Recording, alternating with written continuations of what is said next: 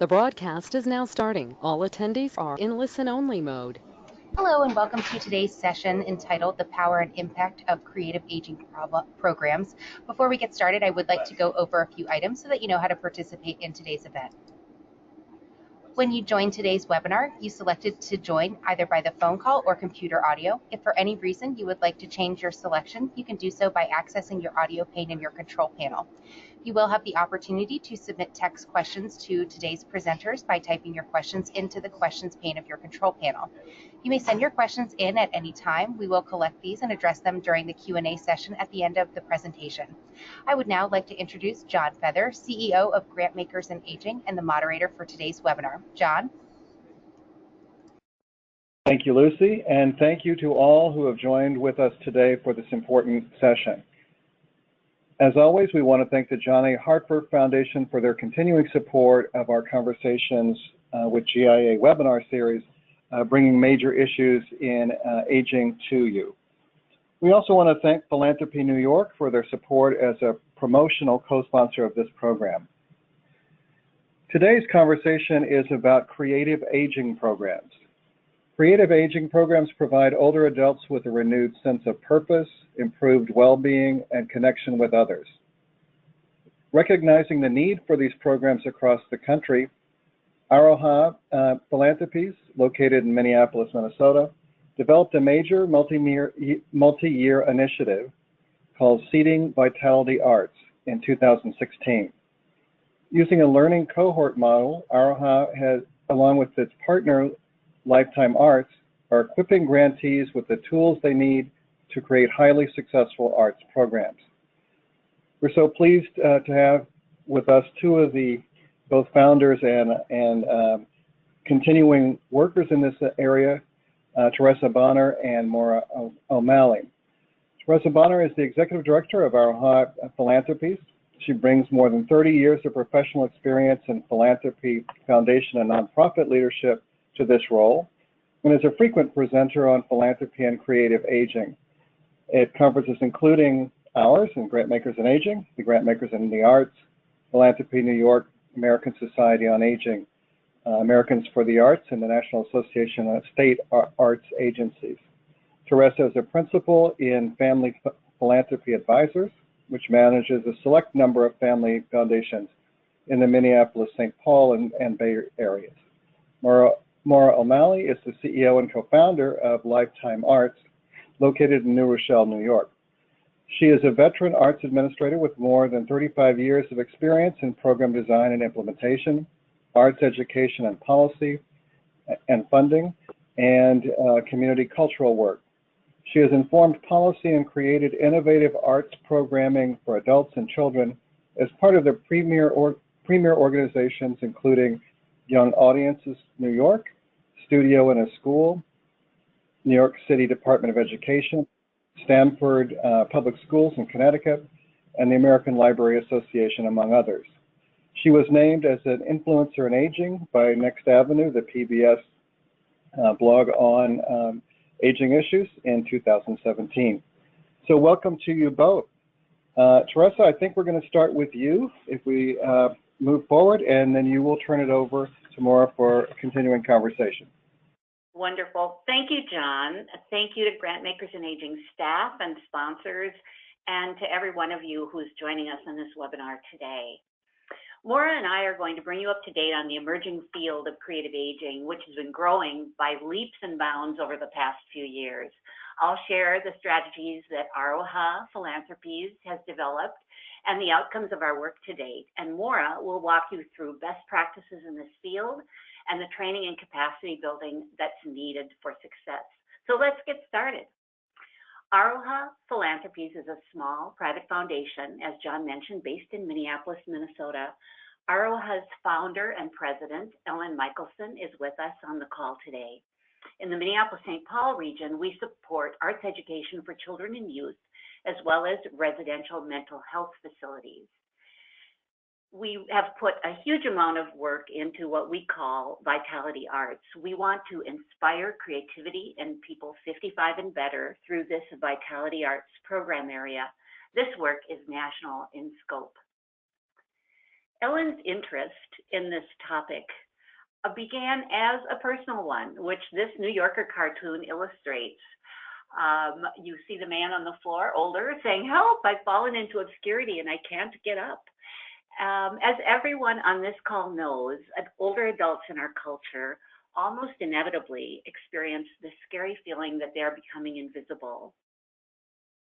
When you add social isolation to this mix, life can be pretty tough.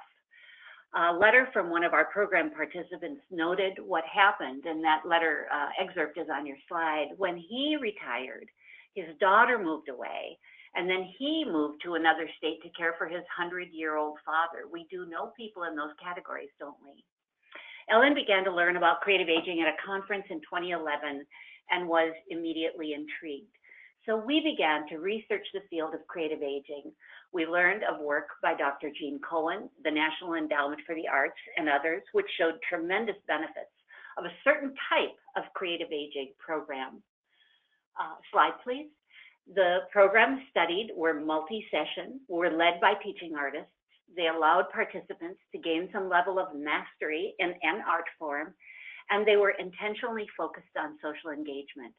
And as you can see, these programs resulted in improved cognition, quality of life, happiness, and health and well-being.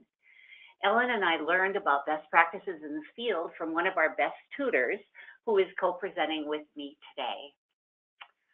So as a small foundation, we knew we had to focus. We chose to focus on this type of program that I just described that had been researched, which is based on sequential learning of an art form, and which Aroha calls vitality arts. Most people just refer to it as creative aging. Many other types of programs within the rubric of creative aging are focused on arts in healthcare or creativity for those with severe cognitive losses, and they may be familiar to you. These are incredibly important programs, but they're completely different as they don't involve sequential learning of an art form. Aroha is focused on programs that allow older adults to successfully learn, make, and share the arts. As you'll see, there was, as you may know, despite the obvious benefits that these programs provide, there was little knowledge of or support for them after the major funder in this field, the MetLife Foundation, dramatically changed its focus. So we knew that if we wanted to help these programs catch fire, we needed to help create more good programs. We needed organizations to understand what quality looks like, what older adults want, and how to create it. And we needed to demonstrate and share outcomes of these programs to the world. We started in 2013 and we've been busy. We've made over $9 million in grants, and we've been extremely hands-on in creating opportunities and advocating for this work. We've produced several short, shareable videos that we encourage you to download and use, and a list of resources. These videos are generally 4 minutes or 1 minute, and they are really powerful in terms of getting the story told. We developed early on a very strong partnership with Lifetime Arts and also the National Guild for Community Arts Education. These are the service organizations in this field. And we developed the major multi-year initiative that John mentioned, Seeding Vitality Arts, which I'll detail in a moment. This map shows the locations of programs we've funded, both indirectly through a program of the National Guild and Lifetime Arts called Catalyzing Creative Aging, and directly through our own Seeding Vitality Arts initiative. Our goals for Seeding Vitality Arts are on the slide, and I will walk through these with you. We want to demonstrate the power and impact of creative aging programs to a broad audience at both the national and state levels. We want to encourage and equip arts and cultural organizations to develop participatory arts ed programs for older adults. We also wanted to encourage and equip organizations that serve older adults to develop arts ed programs. And we wanted to help disseminate successful models of these programs.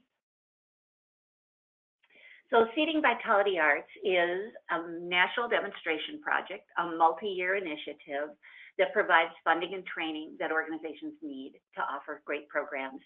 We chose grantees through a competitive RFP process. We provide 2 years of program funding and employ a learning cohort model to empower our grantees to learn from experts and one another over a 2-year period.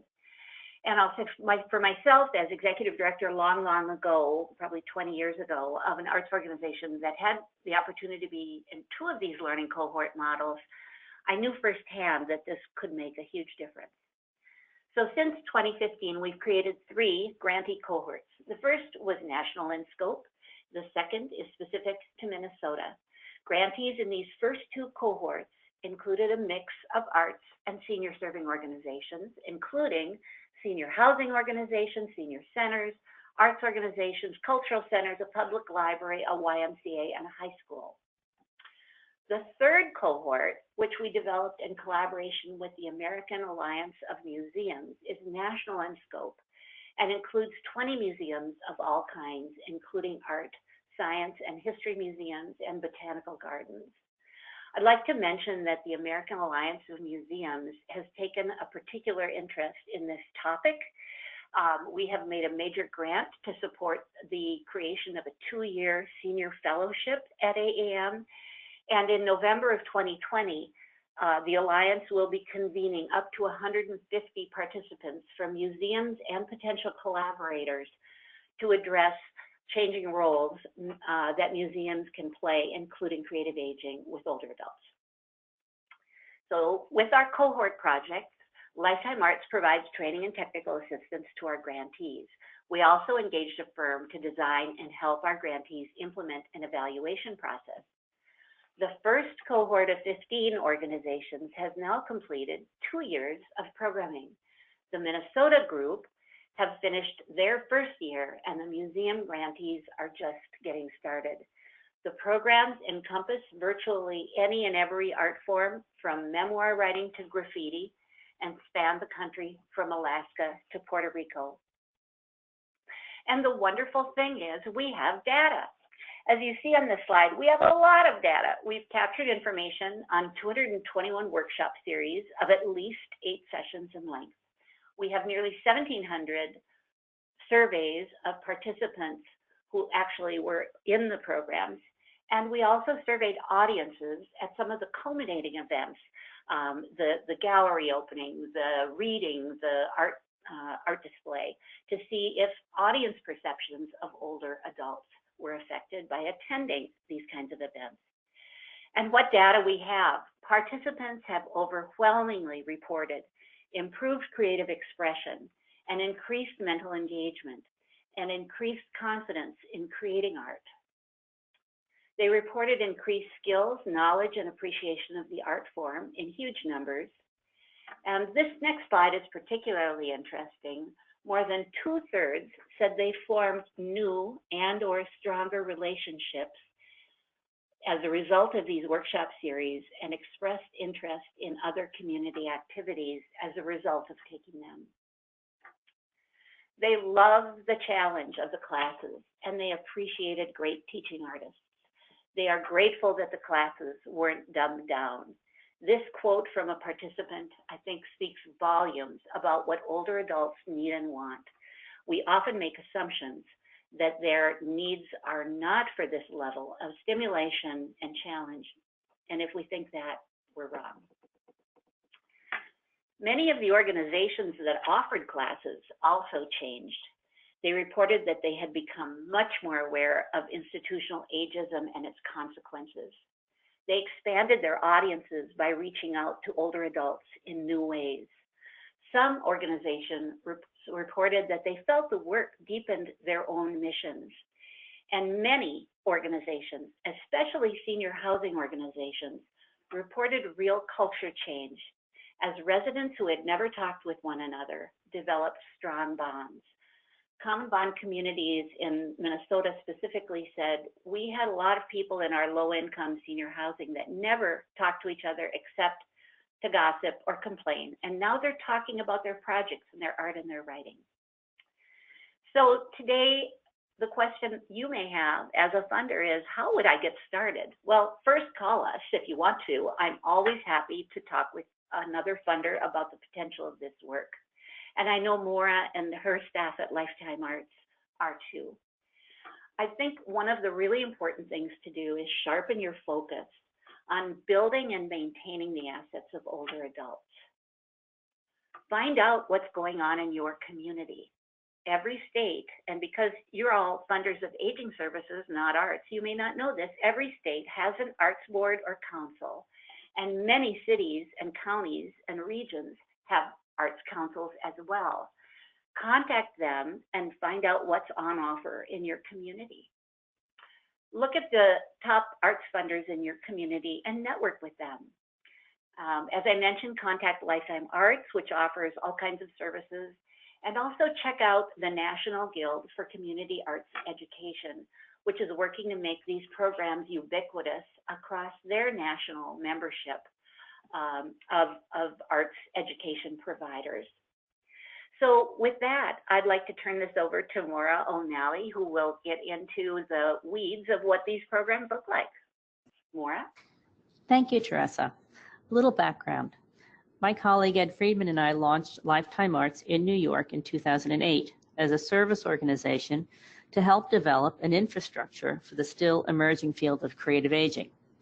As arts professionals and as caregivers, we saw a need to shift traditional senior programming from passive entertainment to engaged learning by promoting arts education specifically for older adults. Our overarching goal is to improve the lives of older adults and to help change the narrative about aging in America. We do this by helping community-based organizations deliver engaging, participatory programs that recognize older adults as creative and social learners. Through our work in arts education and community cultural development, we understood that in order to affect cultural change, we had to work both at the institutional and local levels. So we work at the federal, state, regional, and local levels with library systems, arts organizations, and senior service institutions, and with teaching artists.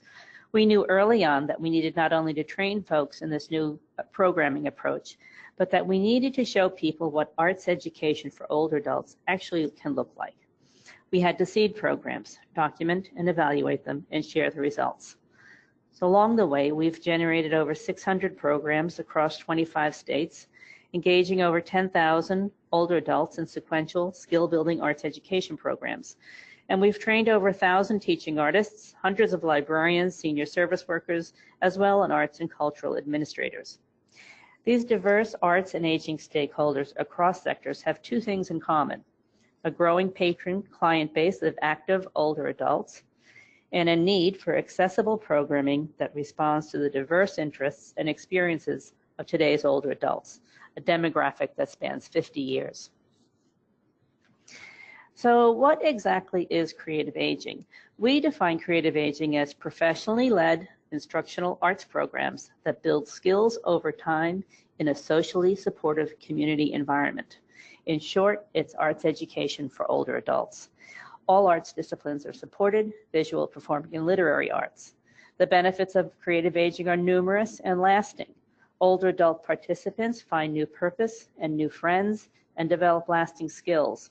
Organizations expand their reach, add new innovative programs, attract new funding sources, and develop new strategic partners. Teaching artists gain employment opportunities, broaden their reach, and contribute to the well-being of older adults. An important aspect of this work is that the programming goals are instructional. The results are often therapeutic. What do we mean by instructional goals versus therapeutic goals? The difference is learning a new art skill versus improving physical or mental health. For example, learning how to write a poem versus improving cognitive function, or learning how to mix paint versus improving motor skills. Our biggest and most consistent challenge is ageism and its impact on program design and delivery. There is a tendency to dumb down programming and to assume disability rather than ability, and to think of older adults as other, an alien population, certainly not us. As an example, in libraries, older adults were traditionally relegated to the outreach service department, which includes at-risk youth, homeless, and the incarcerated, the marginalized segments of our society. In many organizations, older adult programming is focused on the problems of aging, chronic disease, credit card fraud, Medicare help, or passive entertainment, one-shot programs.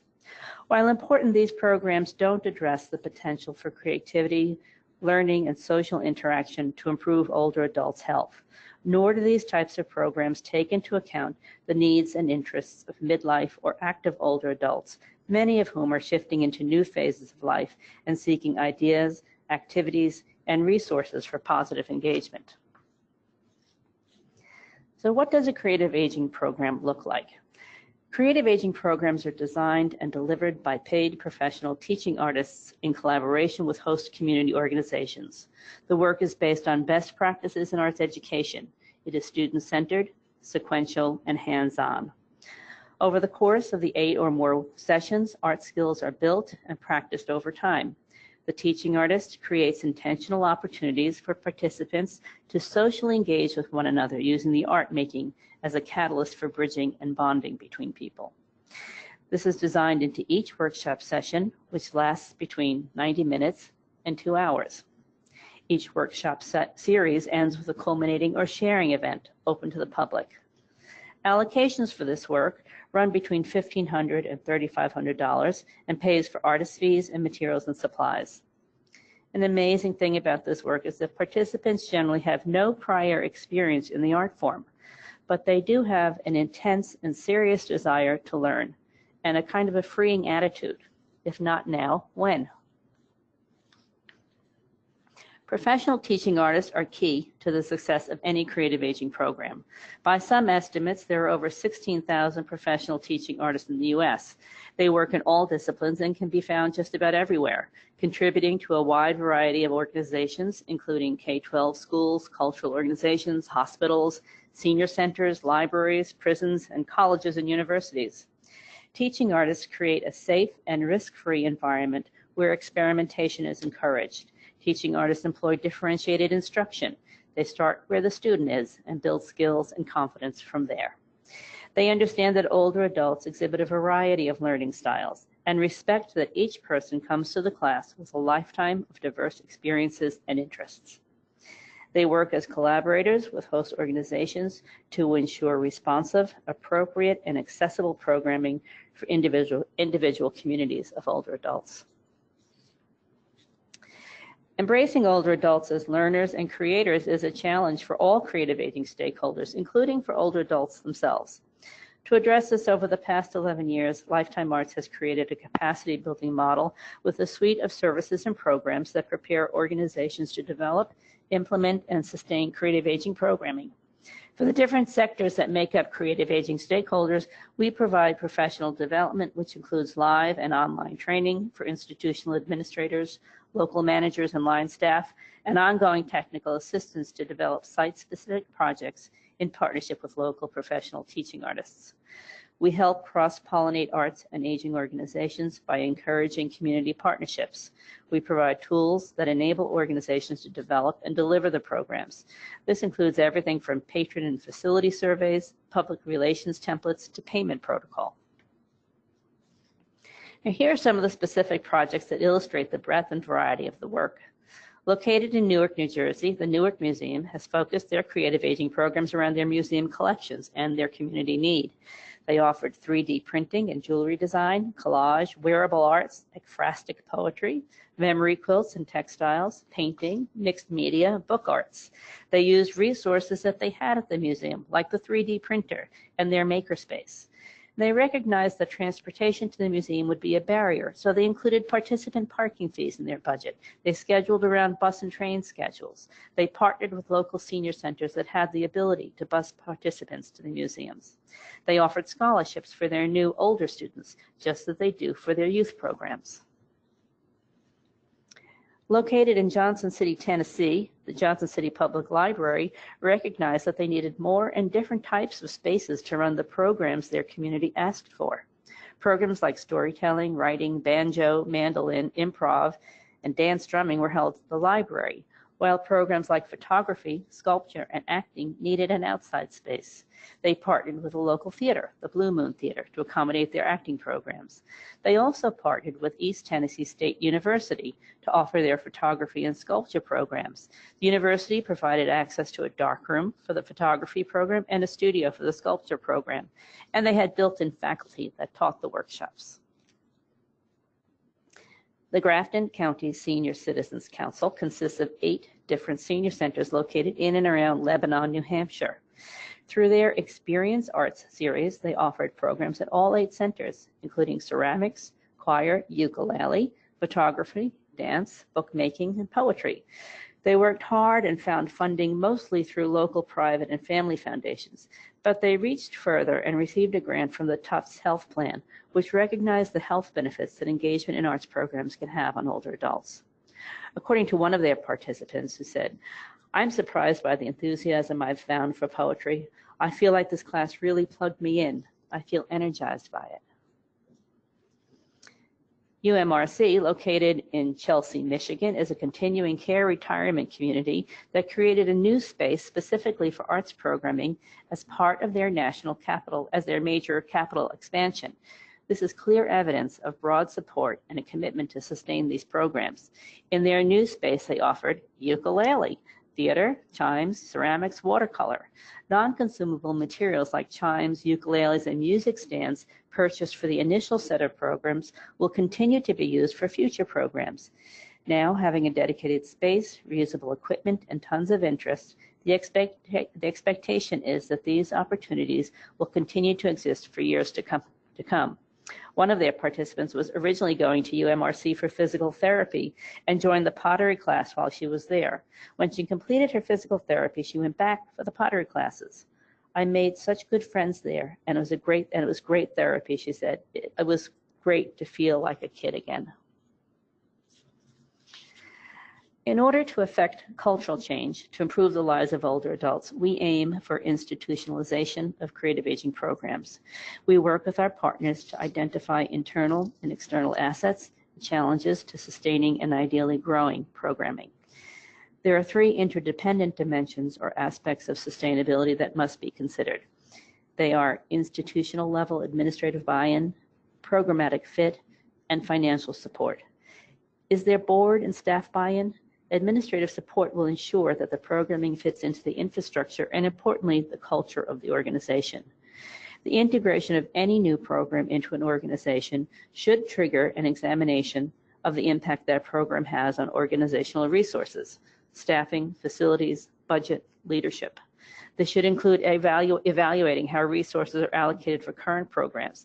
It is valid to question whether certain long-standing programs need to be maintained in light of shifting goals or in a changing patron base.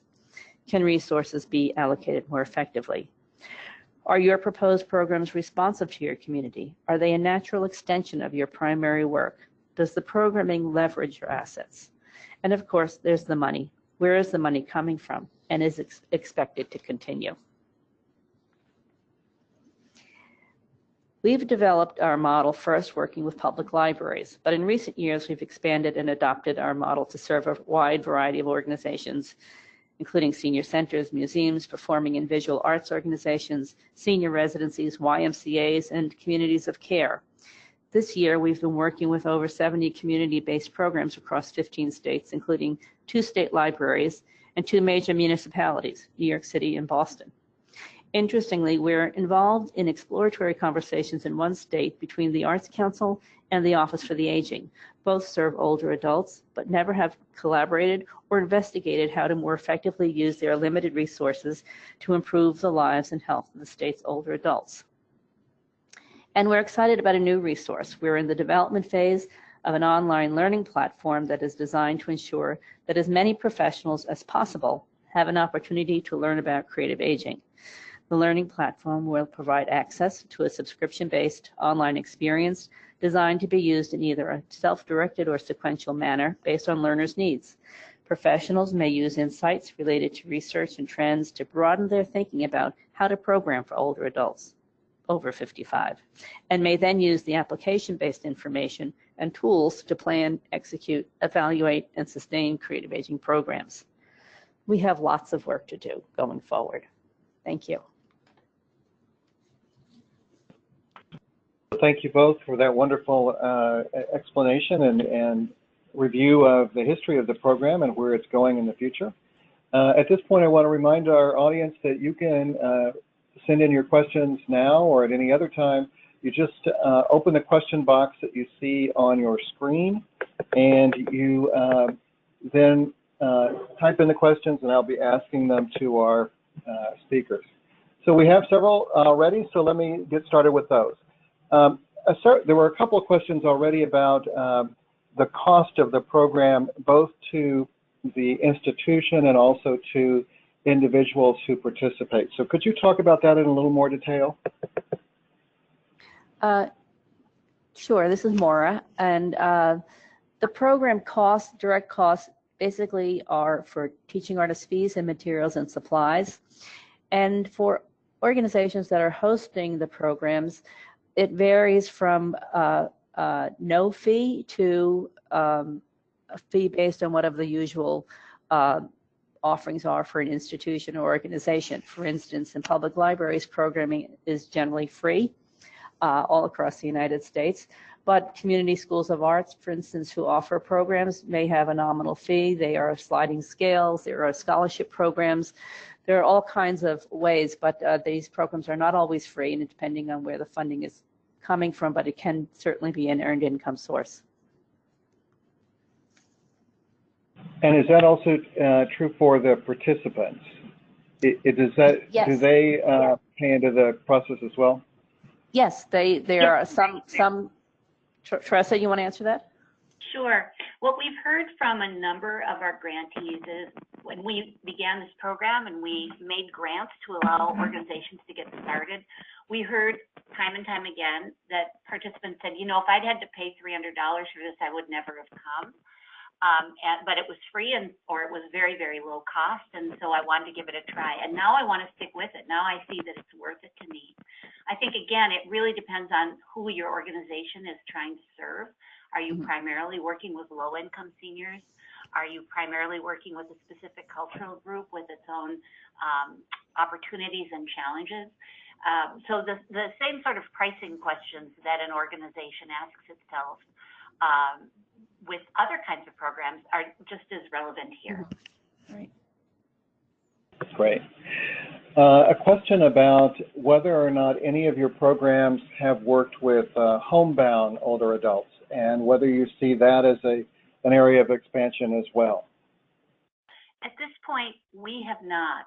And I think there's a real potential down the road for this to be done using platforms like Zoom or something where you really can get people's faces on the same screen and get people to build relationships. But the challenge with the homebound that this has a difficult time addressing is that we really are building true friendships. And we just find over and over people go to these classes. So they have their 8 weeks with their memoir writing group or their 8 weeks with their ukulele group, and then they don't want to quit. So they keep the groups going by themselves. So if we're going to do this and have a real impact on homebound people, we're really going to have to be able to use technology in a way that builds relationships. And I think it's absolutely worth exploring. I just don't think we've gotten there yet. Maura, have you had experience with programs that deliver? Yes, we have actually. We worked with an organization called Self-Help in Queens that has a virtual senior center through which homebound older adults can essentially Skype in to the activities in a senior center. And we ran a theater program. And as Teresa said, there are two things. It's the technology, having the technology and the accessible technology for the older adults, which includes, necessitates training and specifically designed hardware. And then also having the capacity of the host organization to accommodate at the other end. One of the things that we did find is that many of the homebound patients were not physically able to for the duration of the workshop sessions. So there's definitely possibilities and potential. and there's work being done around this, but we're not there yet. I think there's a broader answer to the question, John, which is that one of the things that organizations that are embarking on this kind of programming need to do is to really develop a better understanding of what accessibility means, whether that's the fact that someone might be beginning to experience cognitive decline and you wouldn't know it, or that someone wants to take a painting class but their hand trembles.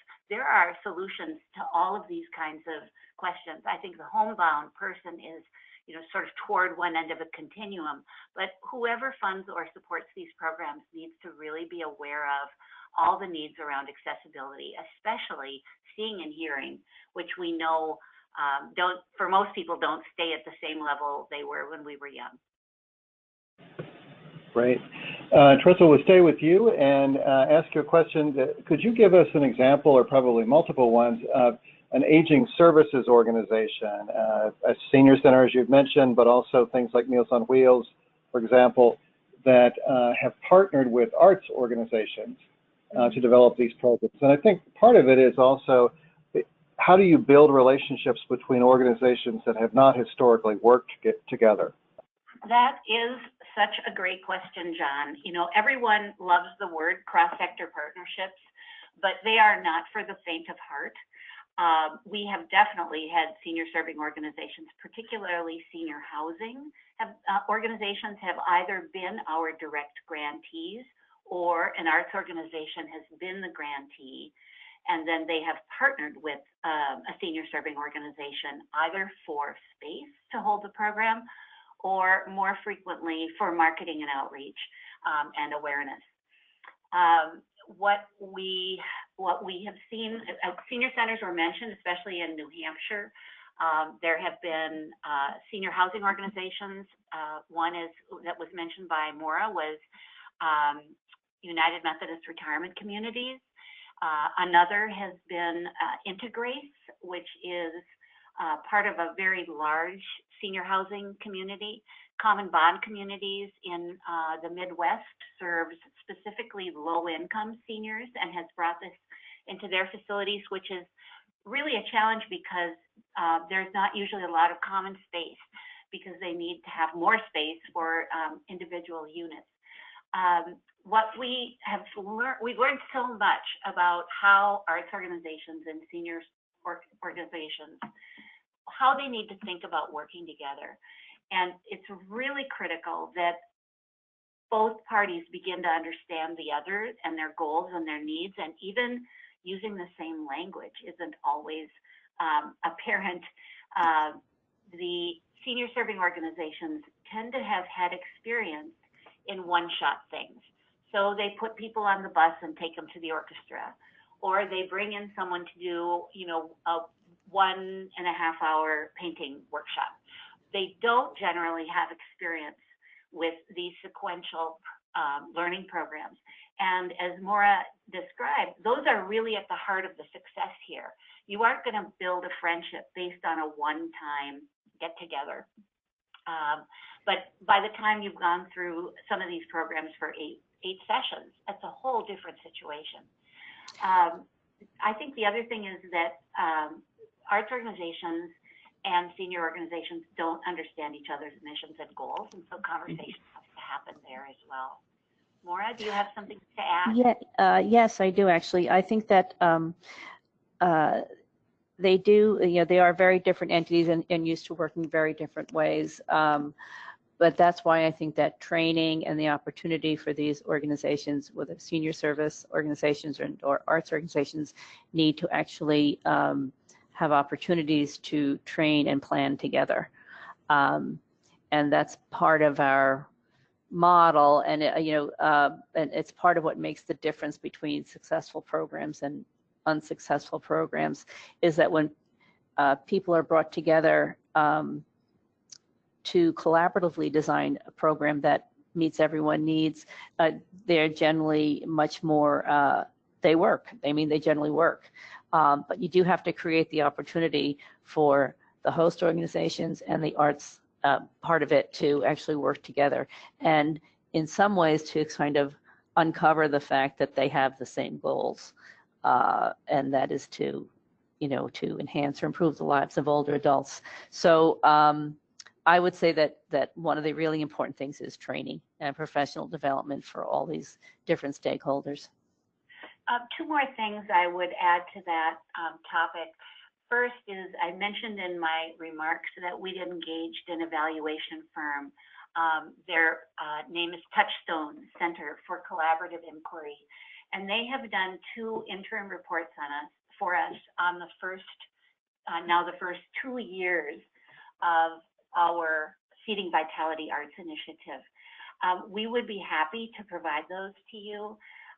We are just in the midst of formatting and finalizing that second interim report, and it will be posted on our website. And if you write to me on email, I'd be very happy to send you a copy. So that's one really big resource, because that report not only includes the participant data that we discussed today, but also the results of the conversations and the evaluations and the write-ups that the host sites and the arts organizations have provided. So it's just really rich with advice. The second place I would point you to is something called Barry's blog. If you Google that, you will find it's a website. He's a long time arts administrator. He ran the California Arts Board for many years and many other roles. He became extremely interested in this work and actually published 7 interviews, lengthy interviews with our Seeding Vitality Arts grantees about what they learned and what they needed to know and what worked and what was challenging. So if you would Google Barry's blog, you'll find that it's associated with WestStaff, Western States Arts Federation. You can see all those interviews, and particularly the wrap-up, which includes quite a bit of information and describes again the value of these kinds of collaborations. Great. Is there a website where most of your material resides? That I'll probably ask you the same question a couple of times. Yeah. For us, our website is arohaphilanthropies.org. In the slides, which I think the listeners today have access to the slides after the webinar is completed, I think. But specifically, yes, there are places I would point you to on our website under our initiative of Vitality Arts. You'll see both a link to the videos that I mentioned that are short, but very descriptive and entertaining. There's also a page you'll see called Resources, which includes a number of articles and other research reports that may be of interest to you. And Lifetime Arts has an extensive resource set as well. So Maura? Right, so our website URL is Lifetime Arts at lifetimearts.org, basically, it is. And there's a lot of information there about the various projects that we're involved in, and also a resource section that can give you some information about the organizations that do this work and theory and practice behind it. Great. We have a lot of questions, so I'll keep moving along. Do you have experience, and what has been your experience in offering these programs in rural communities? Oh, lots. So first of all, the example that Maura referred to in Grafton County, New Hampshire, that is a very rural area in northern New Hampshire. And they offer these programs through their group of 8 senior centers that serve their communities. And so they held them in a variety of locations. Rural has, there's no real clear definition, but many of our grantees have been in smaller communities. St. Cloud, Minnesota, I think, has a population of around 60,000 or maybe more. It's about having the right partners and a good teaching artist or two, and then this can work really well. And as we all know, oftentimes the rural communities' populations have even skewed older more quickly than some of the urban populations, and there are fewer resources available to them. So I think this is a really important aspect of the work. And we at Lifetime Arts, we've done work in many rural communities, including what's called the North Country of New York State, which is a 4,000 square mile area with a total population of 60,000. We work largely and often through the public libraries, which in many communities, especially in rural communities, are the only cultural institution around. But every community does have older adults, and every community does have artists. It just sometimes takes a little bit of an effort to find those artists and bring them together with the older adult population. But they're very effective programs and in great demand. Right. You mentioned that the Newark Museum had considered transportation challenges in their program design. Do you have other examples of the way organizations have incorporated transportation and transportation solutions for their participants? Maura, do you want to address that one? I can add. I think this seems to be always a problem, not so much in the cities, but in suburban and rural areas, it's a big problem. And it's always an issue. You know, it's not always, but it's an issue that always needs to be taken care of. And in some cases, like in Westchester County, they have something called Access-a-Ride, which is a public service bus for older adults. And that was used frequently. Parking is an issue. But it does need to come up. It is an issue and it has to be addressed before programming starts. And some of the arts organizations, I think, have, in thinking about this, that's why they've chosen sometimes to hold at least some of the classes at a senior facility that older adults are already getting able to either the place they live or someplace they get themselves to, such as a senior center. But it's no different than working with youth on that score. You start doing after-school programs for youth, and you're immediately in the transportation question. It's just a ubiquitous issue. One of the next question is, you talked about the importance of the quality of the teaching artist in parts of the programming.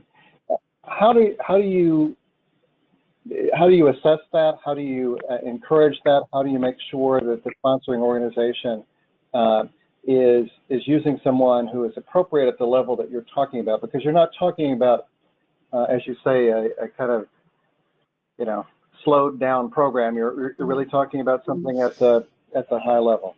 Right. Well, one of the things is that we have a roster of vetted qualified teaching artists, but in the technical assistance that we provide for organizations, especially organizations that are not arts organizations, is information about who are teaching artists, where are they, how do you identify them, how do you interview them, what are the skills and qualifications that you're looking for, including, you know, we provide an interview protocol, payment processes and procedures. And so the teaching artists, you know, there are a lot of, often what will happen, for instance, is a library will say, well, there's a local teaching artist who exhibits here every year and they're fabulous artists. They may not, however, be a good teacher. And this is a specific kind of hybrid area of expertise that means that the teaching artist understands their materials, the context of their work, the history of their work, and they're able to facilitate learning in that discipline.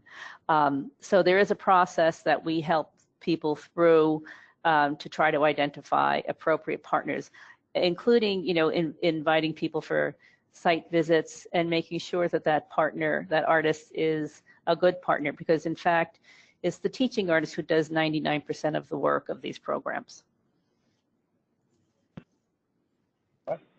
Are there any programs that you've supported so far that have a strong intergenerational focus, and could you describe that a little bit? Yes, absolutely. One of the grantees in our first cohort is an independent school, a high school, and they had been trying to think for a long time about what they could do with older adults. And so they developed a series of intergenerational workshops in the arts. And this is in Providence, Rhode Island, with the high school students and the older adults learning together. And this has been such an important thing for them that they now, as a school, are really looking at how do we incorporate older adults in many more aspects of what we're offering to our students, because the value has just been tremendous. And you know, some of the learnings out of this is that they are seeing friendships that last between the older adults and the high school kids. They're seeing them teach each other things beyond what's in the class, as in high school kids often know more about what you might be able to do with your smartphone than I, as a 64-year-old, might know. And when you get to be friends, you talk about these things. I think for a long time, when people talked about senior programming and intergenerational programs, there was a tendency of these to be one group entertains the other or cares for the other. Where the opportunities really are meaningful is when both groups are there together as learners, and the needs of both groups are being addressed. There are other examples too, but this particular school is a great story because it really caused them to rethink, what is our relationship with older adults in our community and what could it be? And that, I think what Teresa just said about both groups coming together as learners is the key. So there have to be learning goals for both groups. The other interesting thing about working in creative aging is that the idea of multi-generational learning and multi-generational programs is something that we find happens naturally, because you may have, for instance, in one class, 55-year-olds and 95-year-olds. Who are, you know, different generations, come from very different realms. And so that kind of intergenerational and multi-generational learning is also something to keep in mind, that it's not just about grandkids and 4-year-olds or, you know, that kind of pairing, but there are multiple opportunities to bring different ages together. Mm-hmm. It's a really, really good point. You know, we tend to be so binary. There's young and there's old. There's rich and poor, but in fact, you know, these continuums are across the board on so many things, and thinking that way helps us plan better. Hey, could you say a little bit more about the role of the teaching artist in a situation like that, where, as you say, both groups are learners in the process? Sure. If you start off with the fact that this is instructional programming, it's about building skills in an art form. For instance, if it's a painting program, the teaching artist will be teaching how to mix colors and color theory. That information is the same whether you're 8 years old or 90 years old. It's the delivery of it that may be different. In a classroom, in a room where there are different generations learning together, that teaching artist has to understand where each learner is coming in, because when you have a classroom full of older adults, for instance, and as I said before, they may be from 55 to 95, everybody comes in with a different experience. A different, some people, we've had situations where in one memoir class, there was a retired professional documentary filmmaker, and in the same class, a woman who had just finished learning how to read in the public library in the literacy center, and she joined the memoir writing class. And those people were in the same class with the same teacher. So it's the teaching artist's job, and that's part of their expertise, is to understand where the learner is at in their learning.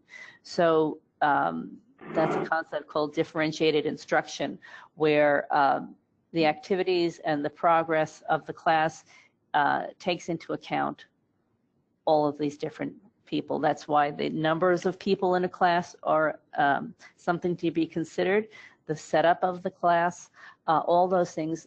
The teaching artist is expert at determining the best way to manage those kinds of differences in teaching. I hope that helps. Wonderful. Unfortunately, although we have quite a lot of other questions. We're going to have to bring this part of the presentation to a close. And I'll now ask our speakers to give us their final words of wisdom for today's presentation and where to go from here. And Maura, let's start with you. Sure. Well, what I would say is that this work, this was my sort of encore career work. I had a full career in arts education prior to starting Lifetime Arts. And the thing about this work is that it is positive and inspirational, and it helps all of us, whether you're 8 years old or 32 or 90, to embrace aging as a natural and healthy and normal part of life. And it makes it easier and certainly more fun. Wonderful. Teresa? Yes, I was, I had thought about this because you give us this final words of wisdom opportunity, and it's a little daunting. But I really focused on the words of the people that we've been exposing to these classes. And I'll give you a couple of examples. And I hope that these will really intrigue and inspire you to take on the topic of creative aging in your giving program or your organization. So at the training for the 20 museums that we held last fall in Minneapolis, the conclusion of the 2 days, a woman from a museum in Chicago told me very seriously, looked me in the eye and said, I need you to understand that this experience has changed my attitude and my future work with older adults. I know it's changed my relationship with my mother, and it will change my relationship with my future self. And I think that's one of the really core points here is we do think of older as other, and these programs get you beyond it. The other anecdote I'd share is the woman who wrote this at the conclusion of an 8-week class in sculpting birds. She wrote, in 2008, I lost my husband to lung cancer. I lost myself as well. This class has given me new hope, and I believe it will change the rest of my life. That's a lot to ask of an 8-week class in the arts, but it does happen. So follow the inspiration, contact us. I'm happy to talk with anybody. I'm happy to speak to any group. And we just wish you all the best in developing programs, funding programs, supporting programs that can help older adults have the kind of lives that they deserve to live. Well, thank you so much. I want to thank Teresa Bonner and Maura O'Malley, obviously two passionate and inspiring leaders themselves who make life better for older people and people of all ages. I also want to thank the Johnny Hartford Foundation for their support of this webinar and Philanthropy New York for their promotional support. We will be making today's presentation available to anyone who wishes to view it later, including both the slides and the audio. Watch for an email to be sent within a few days, or it'll be on our website. We hope you'll join us for our next conversation, which takes place on Tuesday, September the 24th from 2 to 3 Eastern Time. The webinar is entitled 100 Million Healthier Lives, Transforming Health and Well-Being for Aging Adults. And we'll explain the Aging Hub of 100 Million Healthier Lives initiative convened by the Institute for Healthcare Improvement. Look for registration on our website, giaging.org. And finally, I want to thank all of you for participating in today's webinar. Have a great day.